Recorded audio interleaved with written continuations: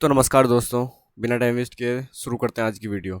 आज की वीडियो जो होगी, मतलब आपको मैंने पहले भी बताया था कि एक डिटेल वीडियो होगी CGL 2024 स्ट्रेटेजी के लिए। ठीक है ना। ये पूरी डिटेल वीडियो होगी। इसके अलावा आपको और चीज़ों की ज़रूरत नहीं पड़ेगी। अगर इसके अलावा आपको और चीज़ों की ज़रूरत पड़ती है तो मैं आपको श्योर कर सकता हूँ कि आपका जो माइंड है वो फ्लक्चुएट बहुत करता है, और वो फ्लक्चुएशन माइंड से आप CGL या कोई भी एग्ज़ाम, कॉम्पिटिटिव एग्ज़ाम तो आप निकाल नहीं सकते। ठीक है ना। अपने माइंड को आप थोड़ा सा काल्म रखिए और एक जगह फोकस करिए। आप जो भी चीज़ देखते हो उसको मन से देखिए, उसको एक्सेप्ट करें, मन से करें उसको एक्सेप्ट। ठीक है ना। ये नहीं कि आधी वीडियो उसकी देख ली, आधी उसकी देख ली, किसी की भी देखो आप, पर अच्छे से यार उसको कम से कम। आपके पास इतना टाइम नहीं है ना यार, तुम सबकी वीडियो देख रहे हो फालतू में, सबकी चीज़ें मान रहे हो, ऐसा नहीं है। आप बिल्कुल ही एकदम कंफ्यूज हो जाओगे। ठीक है ना। तो किसी की एक वीडियो देखो, किसी पर ट्रस्ट करो, एटलीस्ट ट्रस्ट करना सीखो। ठीक है ना। एक बार ट्रस्ट कर लोगे तो सब ठीक हो जाएगा। तो चलते हैं आगे, है ना। तो देखो भाई, मैं तुम्हें अपनी स्ट्रेटेजी वीडियो बताने से पहले कुछ चीज़ें बताना चाहूँगा कि जो मैंने सीखा है ना, लास्ट 5 ईयर्स में जो मैंने सीखा भाई, हार्ड वर्क और लक, इन दोनों की बहुत ज़्यादा ज़रूरत होती है एक कॉम्पिटिटिव एग्जाम निकालने के लिए। ठीक है।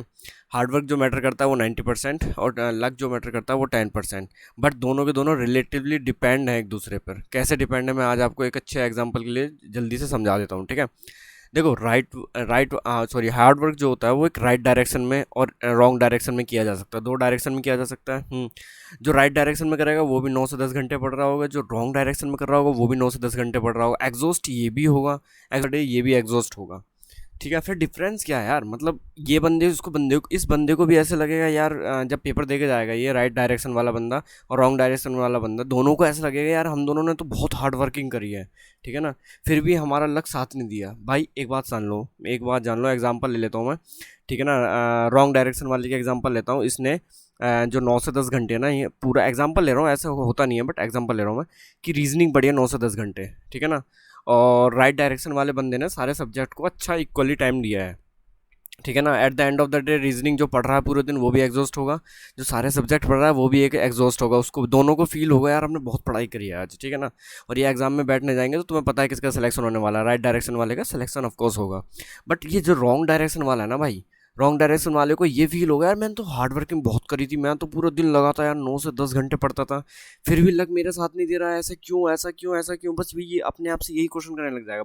बट ये बात मानो आप कि भाई, जो हार्ड वर्किंग होती है ना राइट डायरेक्शन में, उसी के साथ लक होता है। मेरी बात याद रखना इसको, होगा 10% जो लक होगा ना तुम्हारी साइड तभी होगा जब तुम्हारा वो जो हार्ड वर्किंग होगा वो राइट डायरेक्शन में होगा। आई होप इस बात से आपको समझे होंगे। ठीक है ना।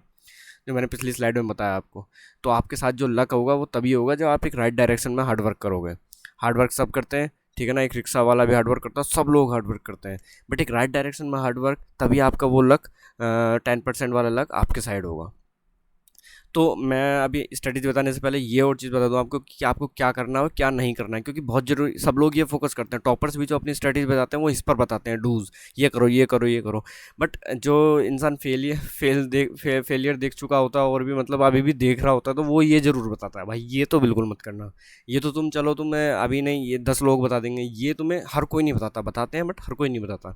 तो पहली चीज़ है भाई, अंधभक्त मत बनना किसी का भी, मतलब किसी का भी, मतलब कोई भी टीचर या किसी भी मेंटोरशिप लेते हैं लोग, पता नहीं किस किस का, ये टेलीग्राम पे ये वो किसी के भी अंध मत बनना, किसी के भी, मतलब मोदी जी की भी मत बनना, मैं ये बता रहा हूँ। तो दूसरी चीज़ होती है अपनी कैपेबिलिटी मेज़र करो। क्यों? क्योंकि यार सबकी कैपेबिलिटी अलग अलग होती है। ठीक है ना। आप इसी स्ट्रेटजी को लेकर बोलोगे कि यार ये मेरे पे भी अप्लाई हो जाएगी, 100 लोगों पे हो जाएगी, जो सारे एग्जाम देंगे सब पे हो जाएगी, नहीं होगी ना।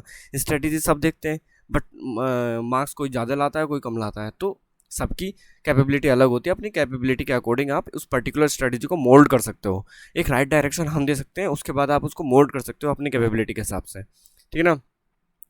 तीसरी चीज़ होती है यार, नेगेटिव पर्सन्स होते हैं कुछ, यार वैकेंसी कम आई है, ये कम आया है, वो कम आया है, इसमें तो सिलेक्शन ही नहीं होता, ये होता है वो होता है। अरे भाई, तुम भाई प्री में 150 तो ला के दिखा दो भाई, कोई किसका सिलेक्शन नहीं होगा, मेरे को ये बता दो, मुझे को ये बता दो, जो ये रो रहा है ना, जो ये नेगेटिव पर्सन है, इसका कभी 150 आए ही नहीं होंगे, मैं आपको सही बता रहा हूँ। ठीक है ना। अब एक नेगेटिव पर्सन वो भी होता है कि यार उसका सिलेक्शन 1-2 नंबर से रह जाता है, 1-2 नंबर से रह जाता है, बट वो सबको ये सलाह नहीं देता, हर कोई वो पर्सन सबको ये सलाह नहीं देता कि यार बेकार पेपर 1-2 नंबर से रह जाओगे, नहीं, उसको मालूम है 1-2 नंबर से हो जाता है। इसको कट कर दूंगा। ठीक। कोई भी स्ट्रेटेजी परफेक्ट नहीं होती, ये आप जान लो, ठीक है ना। किसी भी पर्सन के लिए कोई भी स्ट्रेटेजी परफेक्ट नहीं होती, सबको वो पर्टिकुलर स्ट्रेटेजी एक अपने अकॉर्डिंग मोल्ड करनी पड़ती है। तो आपको वो स्ट्रेटेजी आपको मोल्ड करनी ही पड़ेगी अपने अकॉर्डिंग, ठीक है ना। और सिंपल सी बात है यार, ये तो बहुत इंपॉर्टेंट है। लेस बुक्स, सबसे कम तुम्हारे पास बुक्स होनी चाहिए और ज़्यादा तुम्हारी प्रैक्टिस होनी चाहिए। कहने का मतलब है कोई किसी किसी इंसान को बुक्स को खरीदने का बहुत शौक होता है, उनके पास आपको हर ऑथर की बुक मिलेगी, हर तरह की बुक मिलेगी एसएससी रिलेटेड। और देखोगे ना आप तो सबकी सब अच्छी रखी होंगी, मतलब उसको खोला भी नहीं होगा। एक दो बुक तो ऐसी भी होंगी जो उसने ओपन ही नहीं करी होंगी। तो वो वाला आपको इंसान नहीं बनना है, आपको बिल्कुल मिनिमम बुक्स लेनी है आपको, नॉट यूपीएससी, आप ये जान लो, ठीक है ना। आपको इतना एक्सट्रीम वाइड सिलेबस नहीं पढ़ना है, आपको एक छोटा सिलेबस में ही डीप जाना है। तो ये आप चीज़ सीख लो, ओके। ये हमारा डूज एंड डोंट्स हो गए। अब हम भाई स्टडी से चालू करते हैं अपने मैथ से रिलेटेड। पहले मैथ्स की स्टडी करते हैं। देखो सीधी बात पे आते हैं, सीधी बात पे आते हैं भाई। देखो रिसोर्सेज जो होते हैं, तुम्हारे सोर्सेज जो होते हैं, पहला भाई यूट्यूब फ्री कोर्सेज हमारे पास। यूट्यूब पे एक मैं तो आपको लिंक दे दूंगा डिस्क्रिप्शन में। उसमें क्या है कि आपको यूट्यूब पे ही सारे के सारे फ्री कोर्सेज मिल जाएंगे, मतलब डिफरेंट टीचर्स के फ्री कोर्सेज। अगर आप में इतनी हिम्मत है और आप इतना कंसिस्टेंस रह पाते हो, किसी किसी को क्या होता है तुम्हारे पास कि भाई पैसे दे के ही वो इंसान कंसिस्टेंट रह पाता है, ओके। तो पर मतलब पेड कोर्सेज, बट अगर आप इतने इतने कैपेबल हो कि आप फ्री कोर्सेज को भी पढ़ सकते हो, तो वो सारे के सारे यूट्यूब पे हैं, सबको मालूम है, ठीक है ना। मैं एक लिंक दे दूंगा डिस्क्रिप्शन में। उसमें क्या होगा कि आपको डिफरेंट टीचर्स के मतलब best lectures in the YouTube, जैसे हमारे पास एडवांस के हो गए पवन राव सर के, सारे जितने भी एडवांस है, एक बार आपने उनसे कर लिया तो आप सीडीएस हो या कोई भी पेपर हो आप उसमें निकाल लोगे, पक्का निकाल लोगे एडवांस में। तो इसी तरह डिफरेंट डिफरेंट टीचर के जो बेस्ट हैं पर्टिकुलर अर्थमेटिक पोर्शन में, उनके मैं एक लिंक दे दूंगा डिस्क्रिप्शन में। उन सर की वीडियो आप देख लेना, वो उन्होंने बिल्कुल डिटेल में बताई हैं ये चीज़ें, ठीक है। अब देखो पेड कोर्सेज कुछ अच्छे टीचर्स हैं, उनको आप लोगे तो वो बेसिक से पढ़ाएंगे सब कुछ अच्छा, जैसे आरबीई सर हैं, इवन कोचिंग सेंटर ये भी बेसिक से पढ़ाते हैं हाई लेवल तक। आभास सैनी सर थोड़े क्या है कि उनका है कि यार क्या बेसिक से पढ़ाना, थोड़े बहुत आगे से वो पढ़ाने लग जाते हैं। बट आपको अगर थोड़े से बेसिक क्लियर है तो आभास सैनी सर का आप ले सकते हो, थोड़ा सा महंगा पड़ेगा उनका। बाकी पवन राव सर का मुझे इतना आइडिया नहीं है, ऑनलाइन कोई पेड कोर्सेज होता है, मुझे नहीं लगता वो बहुत ही मतलब बहुत अच्छे टीचर हैं यार वो, मतलब उनको कोई फ़र्क नहीं पड़ता यार पेड और ऑनलाइन, मतलब ऑनलाइन आने का उनको ज़्यादा मन नहीं करता, पता नहीं क्यों।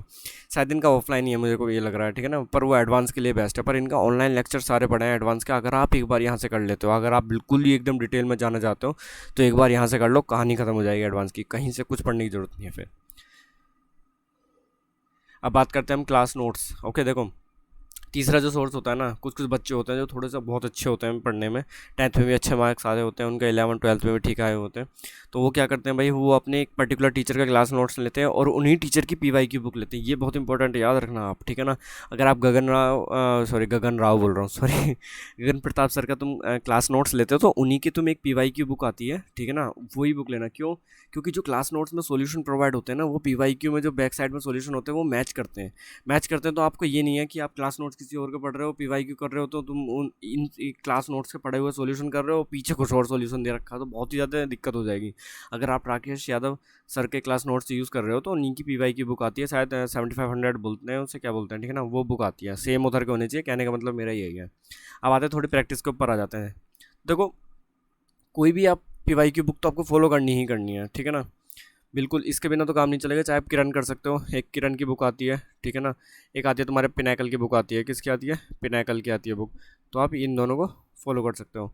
मैं ये बोलूँगा कि पहली बार तो आप एक काम करो, फर्स्ट टाइम में तो उसे फुल कंप्लीट करनी ही करनी है। कोई बोलता है कि यार सर मैं ये सेम क्वेश्चन है इसको छोड़ सकता हूँ क्या, इसको स्किप कर सकता हूँ, नहीं भाई, सेम क्वेश्चन को आपको स्किप नहीं करना है। क्योंकि आप जब उसको 2 3 4 बार सेम क्वेश्चन को करोगे ना, सेम क्वेश्चन मतलब एकदम वैल्यू सेम नहीं होती है, बट वैल्यू अलग अलग होती है, उनको आप प्रैक्टिस करोगे ना, एक तो पहली बात तो आपकी कैलकुलेशन अच्छी होगी, ठीक है ना। दूसरी बात आपको क्या होगा कि कभी वो क्वेश्चन आएगा ना, तो वो जो लोग 30 सेकंड में कर रहे होंगे ना, वो हो सकता है 20 सेकंड में कर लो। 10 सेकंड का बहुत अंतर पड़ जाता है यार, बहुत ज़्यादा है। आप धीरे धीरे ऐसे करिए, आप 30 क्वेश्चन पे 10 सेकंड या 5 सेकंड बचाइए, बहुत बहुत फ़र्क पड़ जाएगा, ठीक है ना।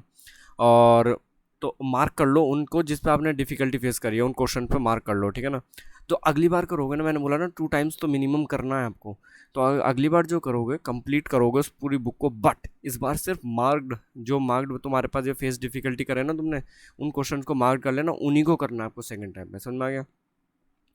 अब लास्ट आते हैं तुम्हारे पास, क्योंकि बुक से यार बोर बोर हो जाते हैं, बट इतना तो देखो यार, बोर हो या कुछ भी हो, मैंने क्या है, ये सारे टॉपर्स ने ये वाली चीज़, ये स्टेप तो फॉलो करा है यार। ये चीज़ अभी आई है ऑनलाइन वाली चीज़, और मैं मना नहीं कर रहा ऑनलाइन वाली आपको, ये अब करनी है आपको, जो शार्ट टाइम में करना है वो अब करना है। सेक्शनल मॉक्स लगाने हैं आपको टेक्स्ट बुक से, रिवर्स ऑर्डर में लगाने हैं। पहले 2023 के लगाओगे, 22 के, 21 के, 20 सब लगाने हैं, सब एसएससी से रिलेटेड सारे आपको मैथ के सेक्शन मॉक लगाने हैं, ठीक है ना। वो आप अपने अपने हिसाब से क्वांटिटी आप डिसाइड कर लीजिए, ठीक है।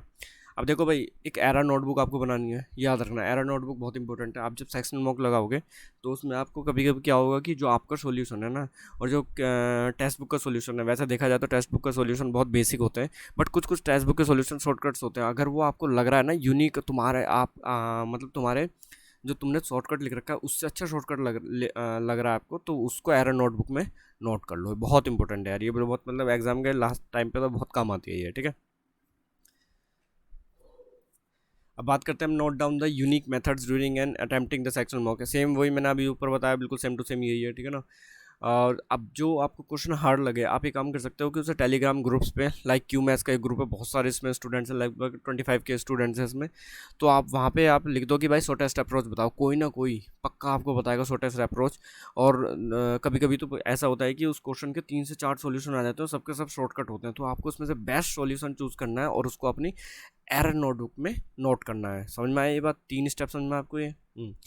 चलो तो आगे चलते हैं। देखो भाई, मैं आपको क्या बोलूँगा ना, आपको हार्ड वर्क तो करना ही पड़ेगा, मैंने बोला था ना हार्ड वर्क करना पड़ेगा, तो शुरू में आपको तो बिल्कुल हार्ड वर्क करना पड़ेगा। कोई स्मार्ट वर्क की ज़्यादा ज़रूरत है नहीं शुरू में, मैं आपको बता रहा हूँ ना। कब स्मार्ट वर्क की ज़रूरत होती है मैं आपको बता दूंगा, क्योंकि शुरू में आपको एकदम मतलब लगे रहना है। वैसे तो ये बहुत बड़ा टारगेट होता है, 200 से 250 question per day of mathematics PYQ, but मैं आपको बताऊँगा कि एटलीस्ट आप 100 से 125 क्वेश्चन पर डे का शुरुआत कीजिए, और कोशिश करिए उसको 200 to 250 ले पहुँचाने की, ठीक है ना। तभी जाके आपका ये सिलेबस कंप्लीट हो पाएगा, मतलब प्रैक्टिस के साथ करीब करीब 2 महीने प्री से पहले आपको ये पूरा कंप्लीट कर देना है PYQ। समझ में आया इस बात को आपका?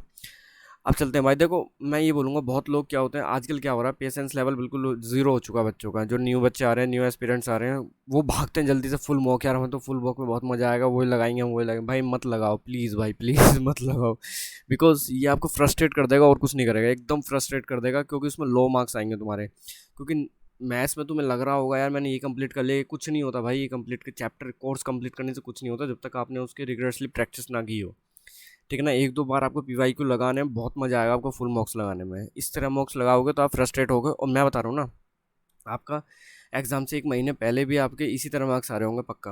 और जब इसी तरह मार्क्स आ रहे होंगे ना, आप एकदम बिल्कुल फ्रस्ट्रेट हो जाओगे कि यार बचा क्या है, मैं तो इतनी मेहनत करी है मैंने, बट वो मेहनत राइट डायरेक्शन में नहीं है। मैंने अभी शुरू में जो स्लाइड में बताया था, सेम टू सेम वही हो रहा है आपके साथ, ठीक है ना। पहले यार कम से कम एटलीस्ट आप पूरी अरिथमेटिक कंप्लीट करो, क्योंकि अरिथमेटिक का बहुत बड़ा पोर्शन है।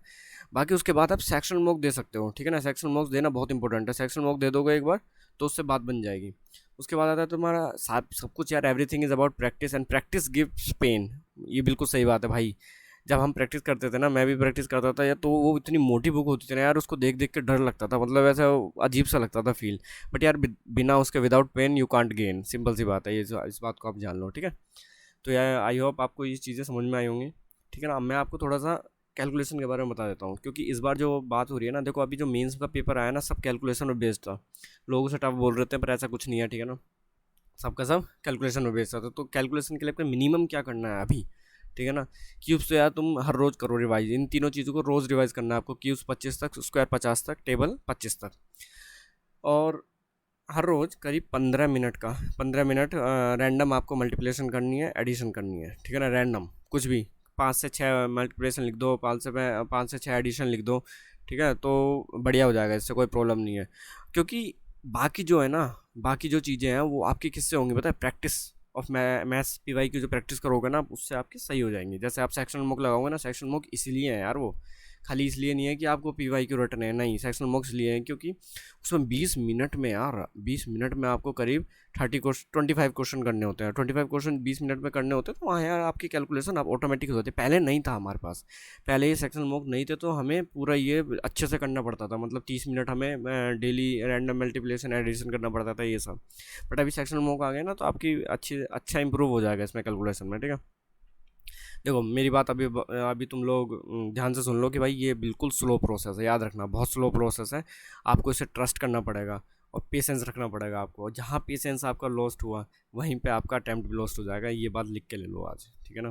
तो आपको पेशेंस रखना पड़ेगा, बहुत स्लो प्रोसेस है, बट एक बार अगर ये वाला जो चीज़ें मैंने बताई है ना मैथ्स में, अगर आपने ये बिल्कुल रिगरसली कर लिया ना, मन से कर लिया, दिल से कर लिया, तो फिर कभी आपको कोई ज़रूरत नहीं पड़ेगी। वो हो सकता है देखो अनएक्सपेक्टेड चीज़ें आएंगी तो वो सबके लिए आएंगी, उसको कोई प्रॉब्लम नहीं है, उसको अलग अलग रख दो।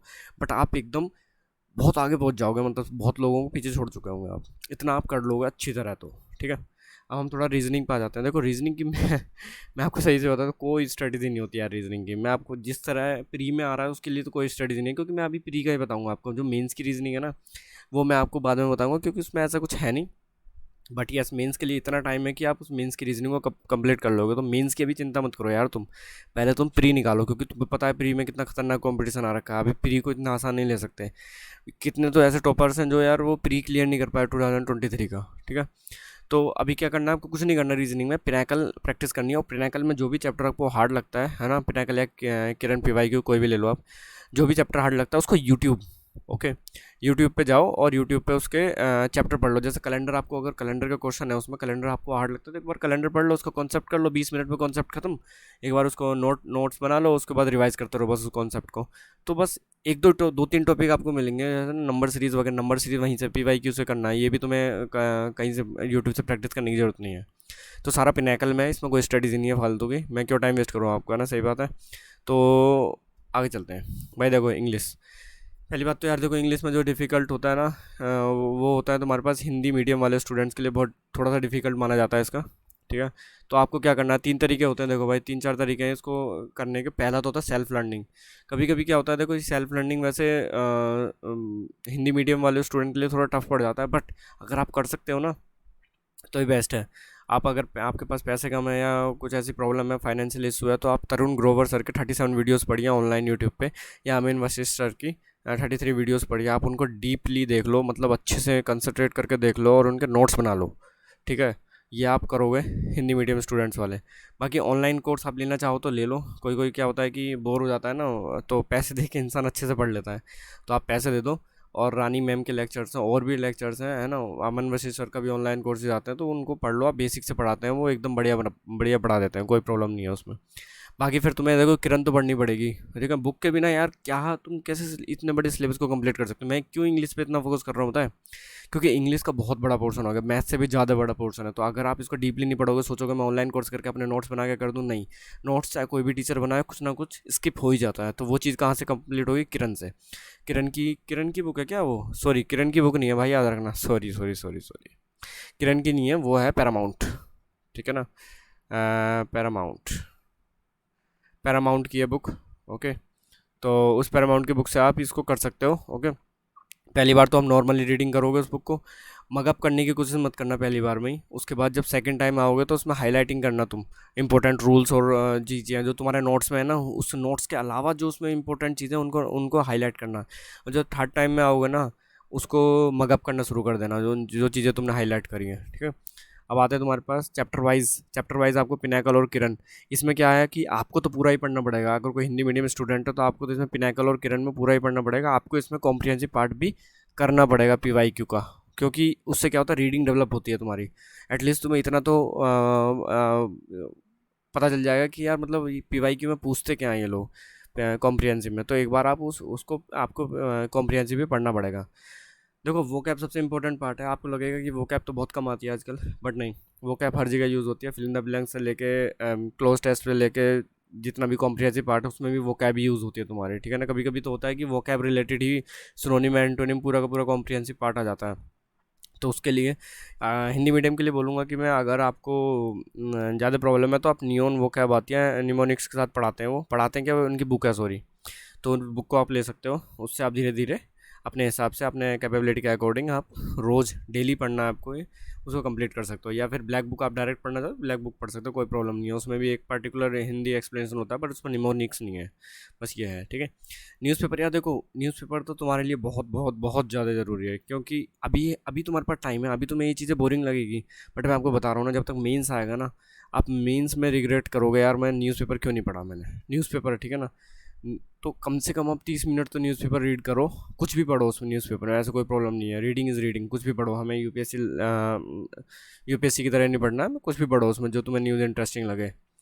और 5-6 महीने बाद you will see the improvement. आप सोचोगे मुझे 2 महीने हो गए न्यूज़पेपर पढ़ते पढ़ते, ना तो इंटरेस्ट आ रहा ना मुझे इंप्रूवमेंट हो रहा, बट आपने अच्छे से पढ़ाई करी होगी ना न्यूज़पेपर के 30 मिनट के लिए, तो क्विक रिजल्ट तो नहीं है बट आपको परमानेंट रिजल्ट मिलेगा, ये बात याद रखना। ओके, क्विक रिजल्ट नहीं है बट आपको परमानेंट रिजल्ट मिलेगा, ठीक है। आपको कोई पीवाईक्यू सेक्शन मुक लगाने की ज़रूरत नहीं है, क्योंकि इसमें speed is not the issue, इसमें एक्यूरेसी है इशू करती है तुम्हारे पास। तो इसलिए इसमें पीवाईक्यू अपनी बुक पे ही भरोसा करो, और जो भी तुम ब्लैक बुक या फिर न्यून की वोकैब लोगे उस पर करो न्यूज़पेपर, और बाकी तुम्हारे नोट्स हैं उनको वीकली रिवाइज कर लो या कैसे भी रिवाइज कर लो। इस तरह ये तो हो गया तुम्हारा पूरा हिंदी मीडियम स्टूडेंट्स के लिए, ठीक है। अब मैं थोड़ा सा इंग्लिश मीडियम स्टूडेंट के लिए बता दूँ। आप लोग, मैं फिर से यहाँ पे किरण लिख दिया, सॉरी भाई, ठीक है ना, किरण नहीं है, वही हमारा पैरामाउंट जो है हमारे पास वॉल्यूम 1 जो है, ठीक है ना, उसको हम डायरेक्ट रीडिंग करेंगे। किरण पैरामाउंट वाली जो बुक है वॉल्यूम 1 वाली, उसमें सिंपल हाईलाइट करेंगे हम लोग जितना भी ग्रामर रूल्स होगा उन सबको। उसके बाद हमारा न्यूज़पेपर तो बहुत तुम लोगों के लिए बहुत ज़रूरी है भाई। क्यों ज़रूरी है? क्योंकि या तो न्यूज़पेपर पढ़ लो या फिर कोई भी फॉरेन ऑथर्स के नॉवल पढ़ लो आप, ठीक है ना। क्योंकि न्यूज़पेपर यार, तुम्हें पता ही है कि मेजर पोर्शन तुम्हारा न्यूज़पेपर ही आ रहा है मेंस में। तो न्यूज़पेपर मेजर पोर्शन मतलब कॉम्प्रिहेंसिव आपका मेजर पोर्शन आ रहा है मेंस में, तो वो बहुत ही ज़्यादा ज़रूरी है।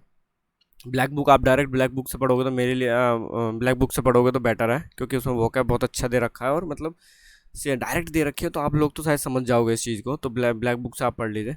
उसके बाद हमारे पास कंप्लीट सेक्शनल मॉक जो होते हैं वो आप लगा सकते हो, रिवर्स ऑर्डर में लगा सकते हो। क्यों? क्योंकि इंसान थोड़ा सा बोर हो जाता है, इंग्लिश मीडियम वाले स्टूडेंट्स हैं ना, वो बुक से जो पीवाईक्यू करते हैं उसमें थोड़ा बोर हो जाते हैं वो लोग, कि यार क्या ही करना है, हमें तो सब आता है, हमें तो सब आता है। भाई ऐसा कुछ नहीं है, तुम्हें कुछ नहीं आता है, मैं सही बताऊँ तो। जब एसएससी अपने ऊपर आता है ना, तो इंग्लिश भी खतरनाक बना देता है वो, ऐसा कोई प्रॉब्लम नहीं है। तो आप एक काम कीजिए ना, सेक्शनल मॉक लगाइए, जितने भी 10-10 मिनट के सेक्शनल मॉक है पूरे रिवर्स ऑर्डर में सब कंप्लीट कर दीजिए। रिवर्स ऑर्डर मतलब 20, 23, 22, 21 इस तरह आपको चलना है। ओके, देखो लक फैक्टर इंक्लूड होता है, आप कितनी भी अच्छी इंग्लिश कर लो, बट कभी कभी क्या होता है कि जैसे मेंस में 45 में से कभी कभी 10 गलत हो जाते हैं, या फिर प्री में 25 में से कभी कभी 5-6 गलत हो जाते हैं, हमें लगता है बहुत अच्छा पेपर गया है। तो ये इसमें लक फैक्टर इंक्लूड करता है, ठीक है ना। सब सेकंड नंबर पे इसमें इंक्लूड करता है, फर्स्ट नंबर पे हमारा लक फैक्टर होता है जीएस में, बहुत खतरनाक लक फैक्टर होता है उसमें। तो अब आता है हमारा जीएस सब्जेक्ट वाइज सोर्सेज, ठीक है। देखो भाई, इसमें ना जीएस में इसको अभी भी आपको एज एन एडिशनल सब्जेक्ट लेना है, ठीक है ना। इसको प्राइमरी सब्जेक्ट अभी अभी नहीं लेना है, बट मैं ये बोलूँगा कि इसको अभी से फोकस करोगे तब जाके आप थोड़ा मतलब 70 to 80% लेवल तक पहुंच पाओगे मेंस तक। इतना वास्ट सिलेबस है ये, बट हम इस वास्ट सिलेबस को आसान बनाने की कोशिश करेंगे, क्योंकि हमें मेन सब्जेक्ट जो पढ़ने हैं ना, इसके अंदर भी मेन सब्जेक्ट है हमारे पास हिस्ट्री, पॉलिटी एंड जियो। बाकी साइंस है वो अगले स्लाइड में आएगा, ठीक है। तो हिस्ट्री को आपको कैसे करना है, आपको मेरे हिसाब से, मैं जितना जानता हूँ, आपको एक ऑनलाइन लेक्चर जरूर लेना चाहिए to understand the story. Ancient के बाद क्या कैसे हुआ था, क्या होता है, वो इंटरेस्टिंग बन जाता है उसके बाद यार। मेडिवल में बहुत इंटरेस्टिंग है, लोगों को लगता है बोरिंग, नहीं भाई बहुत इंटरेस्टिंग है वो भी। अकबर के बाद कौन आया, अकबर से पहले कौन आया, उन्होंने क्या किया, कैसे किया, ये सब मतलब एक स्टोरी मालूम होनी चाहिए तुम्हारे माइंड में। एक बोलते हैं ना mind map, mind map is very important, mind map होना चाहिए तुम्हारे में, ठीक है। उसके बाद आप रेफ़र कर सकते हो ल्यूसेंट को। देखो यहाँ से जो आपने ऑनलाइन लेक्चर लिए होंगे, यहाँ के भी नोट्स होंगे कुछ, उन नोट्स को तुम्हारे पास, वो नोट्स हो गए तुम्हारे पास। सेकंड लूसेंट ले लो, या फिर तुम्हारे पास टाइम है और तुम्हारा इंटरेस्ट है तो एनसीईआरटी की समरी बुक्स आती हैं बहुत सारी, ओके, यूपीएससी लेवल की। ऐसे यूपीएससी लेवल नहीं होता उसमें, 6 to 12 ही होता है तुम्हारे पास उसमें। कोई भी एक ले सकते हो आप, उसको पढ़ सकते हो, डायरेक्ट फैक्ट्स है उसमें। तो ये फैक्ट्स के लिए मैंने बताया लूसेंट और एनसीईआरटी समरी। तो दो सोर्सेज हो गए आपके पास, ठीक है ना, ये सोर्सेज इनफ है। प्रैक्टिस के लिए मैं अभी बताऊंगा आपको, रुक जाइए आप। पॉलिटी में हमारे लूसेंट काफ़ी है, इससे ज़्यादा कुछ ज़रूरत नहीं है, बट लूसेंट में मैं आपको बताऊंगा, पूरी पढ़नी है भाई लूसेंट को। लोग पता क्या करते हैं लूसेंट में, सिर्फ पॉलिटी में वो शुरू के आर्टिकल्स पढ़ लेते हैं और शेड्यूल पढ़ लेते हैं, बट उससे काम नहीं चलेगा, ठीक है ना। आपको पूरे आगे तक पढ़नी है, क्योंकि आजकल पता क्या पूछ रहा है वो, जैसे हमारे पास कैग है या सीजीए है, उसकी उसका पर्टिकुलर जो हेड होता है उसका पूछ रहा है कि इसका टर्म कितना होता है ना, ये कब तक रहता है, कैसे रहता है, इसका इलेक्शन कैसे होता है, इसका इम्पीचमेंट कैसे होता है। तो ये सब कहाँ से आया पता है, लूसेंट के जब आप पीछे जाओगे ना, थ्योरी मिलेगी आपको उसकी लूसेंट की, तो उस थ्योरी को पढ़ना है आपको। प्रेसिडेंट में कैसे कैसे इलेक्शन होते हैं, क्या होते हैं, वो इसलिए ज़रूरी है, और उनको हाईलाइट करना है, ठीक है ना। ये तो आपको पॉलिटी यहाँ से कंप्लीट हो जाएगी। इसकी प्रैक्टिस कैसे करनी है मैं आपको आगे बताऊँगा, ठीक है। अब ज्योग्राफी में आता है, देखो लूसेंट ज्योग्राफी में 9-10 की तो पढ़ने की ज़रूरत नहीं है, बट मेरे हिसाब से 11th और 12th की आपको लूसेंट पढ़नी चाहिए। और इसमें एक 12th में शायद देख लेना, एक ह्यूमन वाला ज्योग्राफी भी है।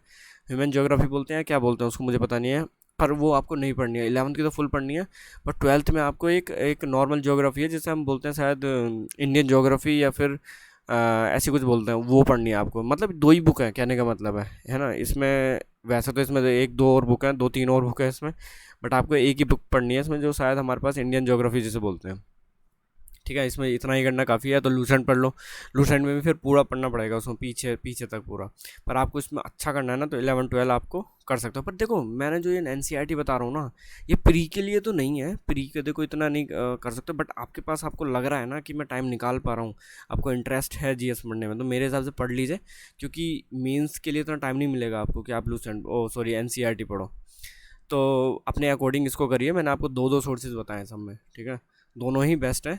बट आपको टाइम का इशू है तो आप लूसेंट से काम चला सकते हो, ऐसा कोई प्रॉब्लम नहीं है। Lucent is the best book. अभी मैंने बताया ना, अभी जो बच्चे आ रहे हैं सबको लूसेंट बोरिंग लग रही है भाई, लूसेंट बोरिंग लग रही है भाई। लूसेंट तुम्हें बोरिंग लग रही है तो तुम एनसीईआरटी कैसे पढ़ लोगे यार, ये बताओ। लूसेंट में फैक्ट है, एनसीईआरटी में कहानी है, पर एनसीईआरटी के पास तुम्हारे पास टाइम नहीं है ना अभी। तो लूसेंट तुम इतना बोरिंग बताते हो यार, ऐसे बात नहीं बनेगी। क्योंकि इस बार जीएस जो आ रही है पूरा लूसेंट में से उठ के आ रही है, पूरे 10th 11th 12th लेवल में से वो पॉइंट्स उठा उठा के डाल रहा है ऐसे। तो तुम्हारे खाली पिनैकल से करने से, पीवाईक्यू करने से काम नहीं चलेगा, ठीक है ना। उसके बाद देखो साइंस, मैं बताऊंगा आपको लूसेंट बिगिनर्स के लिए तो भाई लूसेंट ही काफ़ी है, अभी आप लूसेंट ही पढ़ो। अगर आप रिपीटर हो, जैसे मैं रिपीटर हूँ, तो मैं सोच रहा हूँ 10th 11th 12th की मैं बायो पढ़ रहा हूँ केमिस्ट्री पढ़ रहा हूँ, फिजिक्स मुझे इतनी ज़रूरत नहीं है। आप अपने अकॉर्डिंग पढ़ सकते हो, पर 10th 11th 12th की बायो ज़रूर पढ़ना, क्योंकि बायो में से आ रहा है बहुत अच्छा पोर्शन आ रहा है। सबसे ज़्यादा मतलब इंटरेस्टेड बायो में ही है सर, तो बायो बायो तो पढ़ना ही पढ़ना। पर 12th में एक टेक बायो होता है, टेक्नोलॉजिकल बायो बोलते हैं, कुछ बोलते हैं उसको, वो नहीं पढ़नी है आपको, ठीक है ना, वो नहीं पढ़नी है। तो मैं बिगिनर्स के लिए तो ये बोलूँगा, अभी आप लूसेंट प्रेफर करो, उसमें बहुत अच्छे तरह बेसिक्स दे रखा है, सब कुछ दे रखा है, फिजिक्स भी अच्छी है उसमें, केमिस्ट्री भी अच्छी है, उसको पहले कंप्लीट कर लो। फिर वही बात है, आपको इंटरेस्ट है, आपको टाइम निकाल पा रहे हो, मैं बता रहा हूँ ना भाई। अभी अभी आप अगर बिल्कुल आप बिगिनर हो तो साइंस को उतना ही समय देना जितनी मतलब औकात अनुसार, साइंस नहीं पूरी जीएस को। अभी आप मेन सब्जेक्ट में फोकस करो, मैं आगे चलो इस बारे में बताऊंगा आपको मैं, ठीक है। Lucent is enough for pre, मैंने पहले बता दिया भाई, लूसेंट इनफ है प्री के लिए। मगर आपको डाइव डीप करना है तो आप जा सकते हो साइंस में। ओके, मेंस मेंस के लिए आप एनसीईआरटी में जा सकते हो, ठीक है। ये मैं तो आपको बोलूँगा कि मेंस के लिए ना आपको मैं एक सेपरेट वीडियो बना ही दूंगा इसमें। पर फिलहाल मैं तो जो फोकस करूँगा, आप Lucent is the best. Lucent से अच्छी कुछ नहीं है, प्रैक्टिस के लिए आप कुछ नहीं करना है, आपको नॉर्मल है। प्रैक्टिस के लिए आपको फुल पिनैकल करनी है, ठीक है ना। 2-3 बार कंप्लीट करना है। आप 2-3 बार बोलोगे यार ये तो बहुत ज़्यादा हो गया, मैं बताता हूँ 2-3 बार कैसे करना है। पहली बात तो उस पिनैकल के अंदर आंसर्स होते हैं डायरेक्ट, और उसका डिटेल भी होती है, तो आपको डिटेल पढ़नी है और डिटेल में से हाईलाइट करने हैं इंपॉर्टेंट वंस, ठीक है ना, उस तरह पढ़ना है। और जो अगली बार जो रीडिंग करोगे ना, तो उसमें तुम क्या करोगे, जो हाईलाइटेड है ना सिर्फ वही आपको पढ़ने हैं, ओके, क्वेश्चंस। क्योंकि हाईलाइटेड क्वेश्चन क्या होते हैं, क्योंकि जीएस में ऐसा नहीं है कि तुम्हें कुछ नहीं आता होगा, जीएस में बहुत कुछ आता होगा। जो नहीं आता होगा उसमें आपने हाईलाइट कर लेना है या सर्कल कर लेना है। अगली बार जो आप रीडिंग करोगे ना, सिर्फ वो सर्कल वाले ही करने हैं, इसमें आपको टाइम बचता है, फालतू के क्वेश्चन आपको नहीं रीड करने हैं दो सेकेंड टाइम पे। कोई बोलता है यार हमसे पढ़ी नहीं जाती जीएस, या फिर हमसे उसको मगअप नहीं किया जाता। मैं बताऊंगा ना, मगअप करने की जरूरत भी नहीं है। Avoid rote learning in GS. कुछ कुछ है रॉट लर्निंग, लाइक इकोनॉमिक्स में कुछ टर्म्स होती हैं, कुछ एनएनपी वगैरह ये सब होता है, उसको भी समझा, अगर कोई समझा सके ना, वो भी आसानी से समझ में आ जाती हैं। बट रोड लर्निंग कहीं ना कहीं होती है जीएस में, ये नहीं है, बट उसको जितना हो सके अवॉइड कीजिए। आपको इंटरलिंक करने की कोशिश करें यार, कॉन्सेप्ट सारे फैक्ट्स इंटरलिंक है। अब आप किसी प्लांट के तुम आप वो पढ़ोगे स्टेप बाय स्टेप, या कैसे कैसे इसमें पार्ट्स होते हैं, कैसे कैसे उसमें, वो भी इंटरलिंक है ना यार, है ना। किसी फ्लावर के अंदर जो पार्ट्स होते हैं वो सब इंटरलिंक है। अगर आप उस वे में पढ़ोगे तो ठीक है, अगर आप ये पढ़ोगे कि यार ये टर्म याद करनी है तो बड़ा मुश्किल हो जाएगा, ठीक है ना।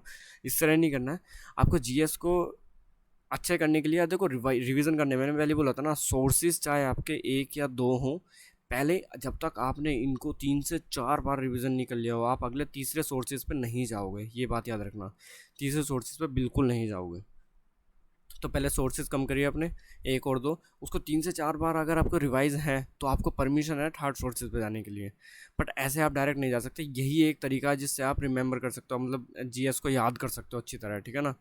जितनी बार आप रिवाइज कर सकते हो करो, पर इसमें ऐसा नहीं है कि आप दूसरे सब्जेक्ट को इग्नोर कर दो। मैंने तुम्हें पहले ही बताया था, तुम्हारा primary subjects are the maths, reasoning, English. Primary subjects वो हैं, इनको ये बाद में आता है, ठीक है। मैंने पहले बताया don't broad your resources, rather focus on revising the same, ठीक है। आगे चलते हैं भाई। देखो प्री में क्या कैसे कैसे करना है। देखो for pre it is more than enough. मैंने पहले बताया था, जो मैंने बताया ना, सब कुछ बताया जो भी मैंने, वो बहुत बहुत इनफ है, ठीक है ना। इतना कर लोगे ना बहुत ही अच्छा है फिर तो। मेनली मैंने बताया भी प्राइमरी सब्जेक्ट्स पर फोकस करना है। जीएस में इतना नहीं आपको डूब जाना है। किसी किसी को बहुत बहुत इंटरेस्ट होता है जीएस में पढ़ने, भाई मैं बता रहा हूँ ना, जीएस में मैंने इतना भी पढ़ा हुआ है, इतना पढ़ा हुआ है ना, आपको मैं अपने सोर्सेज बताऊंगा ना, आप बोलोगे यार तेरे तो फुल मार्क्स आएंगे, बट ऐसा कुछ नहीं होता है, ठीक है ना। कितनी भी कोशिश करने के बाद मेरे मेंस में अभी भी 42 मार्क्स आए शायद, पता नहीं 42 आए 40 आए, 42 मार्क्स अप्रोक्स आए हैं 75 में से, बहुत मेहनत करने के बाद। तो मैं आपको ये नहीं बोल रहा हूँ कि आ नहीं सकते, आ सकते हैं, थोड़ा सा लक फैक्टर होता है इसमें, थोड़ा क्या बहुत लक फैक्टर होता है। तो जब यार जिस सब्जेक्ट में तुम्हारे पास पक्का है, श्योर है कि भाई इसमें तो अगर मैं 28 करके आऊँगा तो 27 ही सही हो सकते हैं, एक ही गलत हो सकता है हुआ तो यार उसको करो ना तुम। पहले मैथ्स करो, फिर रीजनिंग करो, फिर इंग्लिश करो, बाद में लास्ट में मेन सब्जेक्ट ये वाला जीएस करना। को मैंने बहुत देखे हैं यार, जीएस इतना पढ़ते हुए नहीं है लोग, फिर भी ठीक ठाक मार्क्स आ जाते हैं, क्योंकि वो करते ही उतना है जितना उनको आता है। तो नेगेटिव मार्क्स होते नहीं है, तो बिल्कुल सही हो जाता है। तो इस वजह से आप मेन सब्जेक्ट पर फोकस करो, ठीक है ना। अभी आपको एडिशन सब्जेक्ट में फोकस करने की ज़रूरत नहीं है, क्योंकि इसमें आपको एडिशनल सब्जेक्ट में क्या कहता है, कंप्यूटर आता है तुम्हारे पास, तुम सोचोगे यार कंप्यूटर पढ़ लेता हूँ, थोड़ी सी टाइपिंग कर लेता हूँ, थोड़ी, कुछ नहीं करना है भाई, अभी कुछ नहीं करना है, सब हो जाएगा। कंप्यूटर भी आसान है, टाइपिंग भी आसान है। जब मेंस आएगा ना, जब मैं आपको लोगों को बता दूंगा आपको कैसे कैसे करना है, इसमें हो जाएगा, ये कोई प्रॉब्लम नहीं है। याद रखना बेटा कि भाई प्री जो है ना टफ होने वाला है, इस बार बहुत हाई कंपटीशन होने वाला है। इस बार भी करीब 60%, जो कि हमारे टॉपर्स हैं ना 300 प्लस वाले मेंस में, वो करीब 60 to 64% पहले से ही जॉब में। और जो पहले से ही जॉब में होते हैं ना, पहली बात तो उनको डर नहीं होता किसी बात की भी फेल होने का, तो वो अपना बेस्ट दे के आते हैं बिना एनजाइटी के। अपना प्री या मेंस अच्छी तरह दे के आते हैं, उनको एनजाइटी नहीं होती। जब जहाँ एनजाइटी नहीं होती, इंसान वहाँ अच्छा ही परफॉर्म करता है, बेशक कम नॉलेज में। तो कंपटीशन हाई होने वाला है, मैं आपको डरा नहीं रहा हूँ, बट ये रियलिटी है, ठीक है ना। आपको इसको एक्सेप्ट करके इसको दिमाग में लेते ही चलना है कि फालतू के रिसोर्स में मुझे भागना नहीं है। कंपटीशन हाई होने वाला है, मुझे अपने अच्छी तरह रिसोर्स को सेग्रीगेट करना है और बेस्ट रिसोर्स पढ़ना है, फालतू की चीज़ें नहीं पढ़नी है, ठीक है ना। जीएस और इंग्लिश कभी भी धोखा दे सकती है, इन पर ज़्यादा विश्वास मत करना, ठीक है। अपना इंग्लिश को देखो, पढ़ते रहो, इसको कभी भी अंडर एस्टिमेट मत करना। मैं तो ये बोलूँगा इंग्लिश को, चाहे तुम्हें कितनी भी अच्छी इंग्लिश आती हो, बिल्कुल अंडर एस्टिमेट मत करना, क्योंकि ऐसी लात मारेगी नहीं है कि उठ नहीं पाओगे फिर तुम, मतलब बहुत बुरा हाल कर देती है कभी कभी है। तो उसके बाद अभी फुल मार्क्स पे कोई फोकस मत करना, मैं आपको बता दूंगा आपको फुल मार्क्स कब चालू होंगे, कैसे चालू होंगे। अभी आप अपने मेन कोर सब्जेक्ट्स की प्रिपरेशन करो बढ़िया से, ठीक है। मैथ और रीजनिंग के ही सेक्शनल देने हैं, फालतू में टेक्स्ट बुक ने सारे सेक्शन डाल दिया, इसका मतलब हम इंग्लिश और जीएस के भी देंगे, कोई फ़ायदा नहीं है इंग्लिश एंड जीएस का भी वो देने के लिए। बुक से करो इंग्लिश और जीएस। अब देखो, ये तो मैंने आपको बता दिया कि भाई कंपटीशन बहुत तगड़ा होने वाला, हाई होने वाला है, ठीक है। रिपीटर्स, मेरे जैसे रिपीटर्स वापस बैठेंगे, पर मैं पता नहीं कट ऑफ मेरी वजह से कट ऑफ हाई जाएगी कि नहीं, ये मुझे पता नहीं, बट रिपीटर्स की वजह से पक्का कट ऑफ हाई जाती है, क्योंकि यार उन मैं आपको बताया ना, वो फ्री माइंड होकर दे के आते हैं एग्ज़ाम, मस्त जाती है कट ऑफ फिर उसके बाद, क्योंकि वही सबसे ज़्यादा वही होते हैं। उसके बाद देखो स्मार्ट वर्क पे फोकस करो, ठीक है। टिपिकल एसएससी एस्पिरेंट मत बनो, ठीक है ना। थोड़ा सा दिमाग लगाओ और थोड़ा सा स्मार्ट वर्क पे फोकस करके आगे बढ़ो। अब देखो टिपिकल वाली चीज़ें रही नहीं है, पहला था एसएससी लाइक 2014, 15, 16, 17 में था एसएससी यार, जैसे नॉर्मल स्टूडेंट चल रहा है, अगली बार भी वैसे ही चल रहा है, हो जाएगा। बट इस बार हर बार एसएससी सरप्राइज दे रही है। इस बार, पिछली बार इंग्लिश एंड जीएस हार्ड थी, इस बार इंग्लिश एंड जीएस को आसान कर दिया, मैथ को हार्ड कर दिया उन्होंने मेंस में। तो सरप्राइज़ दे रही है, तो तैयार रहो उस चीज़ के लिए। टिपिकल रहोगे तो कुछ नहीं हो पाएगा उससे। उसके बाद देखो मैथ और रीजनिंग अपना तुम्हारा स्ट्रॉन्ग पार्ट बना लो, क्योंकि अभी भी मैथ और रीजनिंग के बेसिस पे सिलेक्शन लिया जा रहा है, पर खाली उसके बेसिस पे सिलेक्शन लिया जा रहा है ये नहीं है, दोनों डिफरेंट है, डिफरेंस है इन दोनों स्टेटमेंट में, ठीक है। क्योंकि मैं तो रीजनिंग इसलिए बोल रहा हूँ क्योंकि उसमें आप 100% श्योर होते हो कि भाई हाँ है, ये राइट है तो राइट है, ये रॉन्ग है तो रॉन्ग है, बट जीएस और इंग्लिश में ऐसा नहीं है, ठीक है। तो आगे चलते हैं। देखो भाई, मैं पूरी स्ट्रेटेजी को बस एक ही चीज़ बोलना चाहूँगा कि essence of strategy is choosing what not to do, ये सबसे इंपॉर्टेंट है। मैंने आपको पहले भी बताया था शुरुआत फर्स्ट वाली स्लाइड में। देखो टाइम वेस्ट बिल्कुल मत करना। तुम्हारे पास बहुत सारी पीडीएफ्स आएंगी, ये आएंगी वो आएंगी, पता नहीं कौन कौन से आएंगे, बहुत बहुत सारी न्यू पीडीएफ आती हैं यार, ये याद कर लो, ये जीएस में पढ़ लो, ये पीडीएफ पढ़ लो। पीडीएफ जितना कम रखोगे उतना बेस्ट है, क्योंकि पीडीएफ में पढ़ना बहुत ही मुश्किल हो जाता है। और पहले अपने अपने सोर्सेज पर ट्रस्ट करो ना यार, तुम दूसरे के सोर्सेज पे क्यों ट्रस्ट कर रहे हो? तो इसलिए पहले अपना कंप्लीट करो, फिर टाइम बचे तो ये करना, ये सब चीज़ें, ठीक है ना। मैं आपको बता दूं, मेंस में अब बहुत लोगों ने बहुत वो फैला दिया कि भाई टफ़ आया था, टफ़ नहीं आया था। मैं आपको पहले बता दे रहा हूँ, सिर्फ 4 क्वेश्चन आए थे, वो भी टफ़ नहीं थे, वो लेंदी थे। समझ में आ गया? टफ़ और लेंदी में अंतर होता है। तो जहाँ जहाँ पे लेंदी आते हैं वहाँ इंसान एनेक्शियस हो जाता है, और उसकी वजह से पेपर बिगड़ जाता है पूरा, घबराने की वजह से। उसके बाद अब मैं बता रहा हूँ ना, स्पीड पे फोकस करो rather than expanding your sources. आप ये सोचो मैं 4 बुक ले लूँ मैथ्स की, उसकी बजाय आप स्पीड पे फोकस करो। ओके, एक पर्टिकुलर बुक को इतनी बार रिवाइज कर लो, इतनी बार पढ़ लो कि वो आपकी स्पीड इंक्रीज हो जाए। तो मैं आपको यही बता रहा हूँ। ओके, देखो कभी कभी क्या होता है पता है, 1-2 अटैम्प्ट लगते हैं जानने के लिए कि क्या स्किप करें और क्या ना स्किप करें। तो बेटर है कि समझ लो किसी एक्सपीरियंस पर्सन से कि क्या स्किप करना है, ठीक है ना, और क्या स्किप नहीं करना है, बजाय खुद समझो। क्योंकि खुद समझोगे ना, उससे 1-2 अटैम्प्ट तुम्हारे ऐसे ही चले जाएंगे, तुम्हें फिर समझ में आएगी। तो देखो, चाहे वो फेल्ड स्टूडेंट हो मेरी तरह, चाहे सक्सेसफुल स्टूडेंट हो, उन दोनों से कुछ ना कुछ सीखो आप लोग, ठीक है ना। दोनों कुछ ना कुछ सिखाते हैं। सक्सेसफुल स्टूडेंट सिखाता है कि भाई ये पढ़ो ये पढ़ो, फेल्ड स्टूडेंट सिखाता है ये मत पढ़ो ये मत पढ़ो, और ये भी पढ़ो ये भी पढ़ो। मतलब समझ रहे हो, दोनों हैं, दोनों से आप कुछ ना कुछ एक्सपीरियंस गेन करो, ठीक है भाई। यही था मेरा। मुझे मुझे क्या होप है भाई, मुझे बस इतना होप है कि कुछ इस वीडियो से आपको कुछ पॉजिटिव मिला होगा जिस वीडियो पे। ओके, तो मेरा काम हो गया भाई, मेरा इतना ही काम था कि इस वीडियो से आपको कुछ अच्छा मिल जाए सीखने के लिए, ठीक है ना। आपका थोड़ा सा विज़न क्लियर हो अपने अगले गोल के लिए।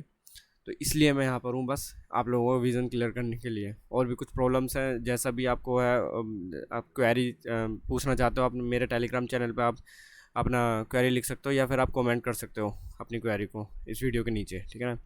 ये ज़रूर कर लेना, मैं बोलूँगा नहीं क्या है, पर ये ज़रूर कर लेना आप, ठीक है। और चलिए, thank you, thank you time देने के लिए।